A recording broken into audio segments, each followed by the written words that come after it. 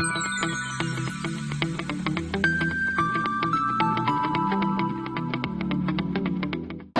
students, this is Karthik Trivedi and you are watching a lecture series of Applied Thermodynamics with me. So far from last video, what we have seen is, what is the vapor compression refrigeration system. We have understand the pH and TS diagram of VCRS cycle.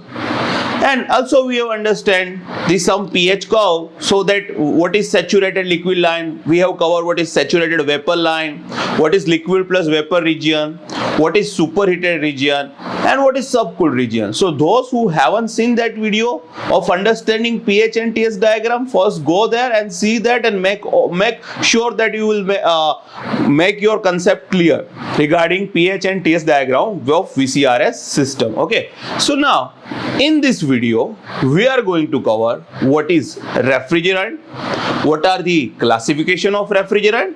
Okay, so this is the very important topic regarding examination point of view. Now let us start today's video lecture. Okay, so first thing we are going to start with what is refrigerant. So as you can see on your screen, refrigerant is the fluid that used for heat transfer in a refrigeration system that absorb the heat during evaporation from the region of low temperature and low pressure and releases the heat during condensation at a region of higher temperature and pressure. So what is happening over here, that you are having a vapor compression refrigeration system. Okay, so in that cycle or in that system there is one fluid which is moving around the cycle, which is absorbing the heat, also it is rejecting the heat. So that fluid is moving, that is known as refrigerant. So in short, refrigerant is a substance which absorb the heat at evaporator and reject the heat at condenser. The low pressure, low temperature liquid refrigerant come into the evaporator, it absorbs the latent heat and its phase change and it is converted from liquid to vapor. So by doing phase change, it absorbs the heat from the evaporator. Then what will happen? Then you know that after that where it goes to the compressor where its temperature and pressure increase, and then it go to the condenser. So what will happen? At condenser you have a high pressure, high temperature vapor refrigerant, and in condenser you know that there is cooling water circulation, or you can say cooling air circulation. So that high pressure, high temperature vapor refrigerant reject the heat to that cooling water or cooling air. So what will happen?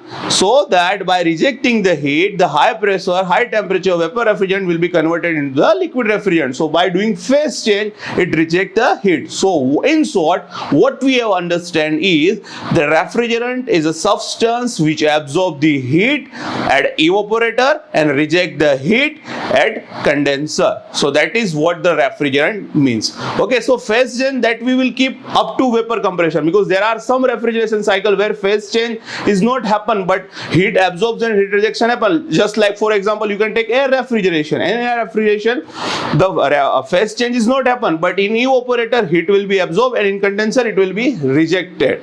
Okay, so in short, refrigerant is a substance which absorb the heat at an evaporator and reject the heat at condenser. Okay, now let's move further. What are the classification of refrigerant? So there are two types of refrigerant. First, primary refrigerant, and second, secondary refrigerant. Okay, so what is primary refrigerant? So as you can see on your screen, these are the refrigerant which cool the substance or space directly by absorbing the latent heat. So what he is trying to say, let's say you are having a one VCRS cycle and that one refrigerant, let us take R12 refrigerant, is moving in that cycle. So what will happen? R12 is going into the evaporator and directly absorb the heat. Same way, it goes to the condenser and rejecting the heat. So here you can see that the R12 refrigerant which is moving in the VCRS cycle, so that is known as primary refrigerant. So these are the refrigerant which cool the substance or space directly by absorbing the heat. So here the refrigerant is directly absorbing the heat. So here only one refrigerant. Whenever there is a one refrigerant, so there is a case of primary refrigerant. Okay, it absorbs the heat during the evaporation in the evaporator and releases the heat energy during the condensation in condenser. So that we already know. So for simplicity, you can take one example that there is a one cycle. Let us say there is one VCRS cycle and the ammonia refrigerant is moving in that cycle. So for that cycle, ammonia refrigerant will be the primary refrigerant. Let us take another example. Let us say there is one VCRS cycle and R12 refrigerant is moving in that cycle. So for that cycle, R12 refrigerant will be the primary refrigerant. Why? Because here the R12 is directly absorbing the heat from the evaporator and rejecting the heat at the condenser. Okay, so if there is a one cycle and if there is a one refrigerant which is moving inside that cycle, so that refrigerant is known as primary refrigerant. One cycle, one refrigerant means case of primary refrigerant. Okay, here the example is ammonia, freon, SO2, CO2, etc. For simplicity, you already know that if there is one VCRS cycle and one refrigerant is moving in that cycle, that means it is a case of primary refrigerant. You don't require any example for that. This fluid provides refrigeration by undergoing a phase change process in the evaporator, that we already know. What will happen? The liquid refrigerant entered into the evaporator, absorbed the latent heat and converted into the vapor. By doing phase change, it absorbs the heat. Okay. Now let us see the secondary refrigerant. In the refrigeration plant, secondary coolant is used as a cooling medium which absorbs the heat from a refrigerator space and transferred to primary refrigerant in evaporator. Now, this is very important and that we need to understand. Now, what is secondary refrigerant? Let us understand in a very simple manner. Let us say, take one example of ice manufacturing plant. Now we are going to take one example of ice manufacturing process. Let us say there is a one tank, and tank which is filled with the brine refrigerant. Tank is filled with brine refrigerant. Now what you will do? You will take a water boxes and insert them into the brine. Okay, you take water boxes. Water boxes means there is a one box in which we have filled the water. So what you will do? There is one tank which is filled with the brine refrigerant. What you will do? You will take water boxes and you will insert the water boxes inside the brine refrigerant. Okay, so what will happen here? The brine which will absorb the heat from the water. So what will happen? Water will be converted into the ice. But what happens to the brine? Because here the brine is absorbing the heat, so that brines will get heated. So now there must be another refrigerant which can cool this brine refrigerant, so that brine refrigerant temperature will goes down, and again if you put a water box over there, then that will be converted into the ice. So what is happening over here? There is a one case is that you are having a one tank which is filled with the brine. What you are doing? You are taking water boxes from the outside and then you are putting that water boxes inside the brine refrigerant. So what will happen? Brine refrigerant is absorbing the heat from the water, so that whatever the water inside the water box will be converted into the ice. But what happens to the brine? Because here the brine is absorbing the heat, so brines got heated. So if you want to continue producing the ice, what you have to do? You have to continuously supply another refrigerant which cools the brine continuously, so that brine's temperature goes down and your ice manufacturing process will continue. So what will happen? There is one VCRS cycle in which ammonia is moving in that cycle. So ammonia is primary refrigerant. So what will do? Ammonia refrigerant will cool down and then it will go to the brine. So what will happen? It will absorb the heat of the brine, and then again it will passing through the cycle. So what is happening over here? The brine is cooled down by another refrigerant which is ammonia. So here you can say that the brine is a secondary refrigerant, because to make that process continue you have to cool down the brine refrigerant by another refrigerant. So in this case brine refrigerant is known as secondary refrigerant. So now I think you will get to know what is secondary refrigerant. So here the example is brine. Okay, now let's see the classification of primary refrigerant. So these are the classification: halocarbon refrigerant, azeotrope refrigerant, inorganic refrigerant, and hydrocarbon refrigerant. So let us understand all this classification one by one.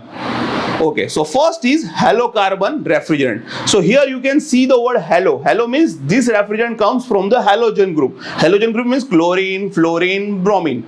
So they are the fluorocarbons of methane and ethane series. They contain one or more halogens. So I already told you, because here the halo means it comes from the halogen compound. So it is chlorine, fluorine and bromine.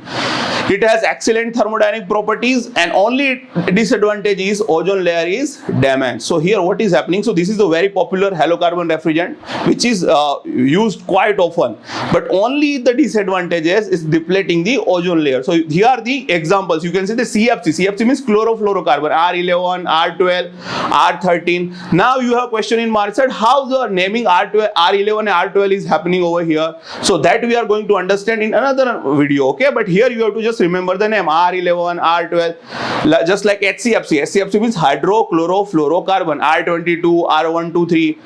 HFCs means hydrofluorocarbon, R134A, R404A. Okay, so these are the refrigerant.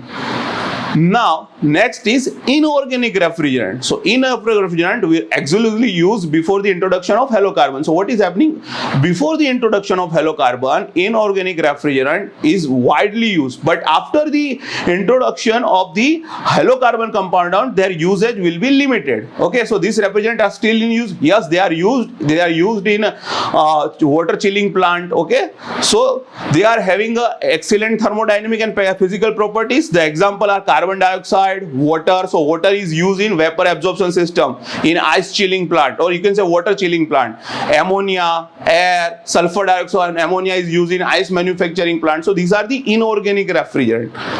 The next is azeotrope refrigerant. So this group of refrigerant is a consist of mixture of different refrigerant which cannot be separated under pressure and temperature and have a fixed thermodynamic property. So what is happening? Azeotropic means, let us say you have one refrigerant and it is a mixture of another two refrigerants. So azeotrope is nothing but a mixture of refrigerant. When you combine two refrigerant and make another refrigerant, so that is known as azeotrope. Azeotrope means mixture of two refrigerant.